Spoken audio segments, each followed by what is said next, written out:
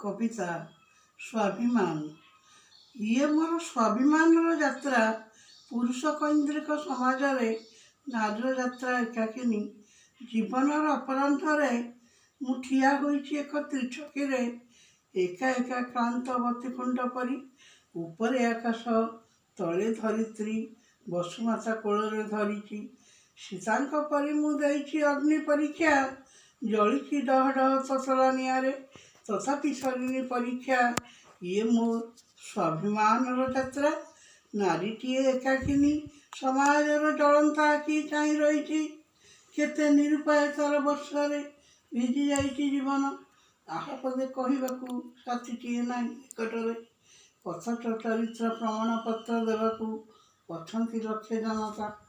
ताल गछ परी मु ठिया होइछि दृढ़ होई भिजी जाउछि काकरे खरारे वर्षारे अनाहुति झड़ आसी नुआई देउछि मोर मथा बाय चढ़ईर बसा परी अनिश्चित मोर जीवन যন্ত্রণার্থ জীবନରେ ସରଶଯ୍ୟା ପରେ ଉପବେଶନ କରିଛି ଭୀଷ୍ମ ପରି ପିତାମହ ପରି ଜଳି ଜଳି ନିଆଁରେ ଇଏ ଜୀବନ ଖୋଜୁଛି ପ୍ରମାଣପତ୍ର ମୋ ଚରିତ୍ରର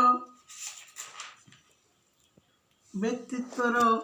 ମୁଁ କ'ଣ ମୁଁ ବୁଝେଇ ପାରିବି ନାହିଁ କାହାକୁ ମୁଁ ବୈଦେହୀ ମୋର ଦେହ ନାହିଁ ମନ ନାହିଁ ଆତ୍ମା ନାହିଁ ମୁଁ ଜଳୁଛି ଓ ଜଳୁଥିବି ଜଳନ୍ତା ଜୁଇରେ पुणी केबे पातल गमन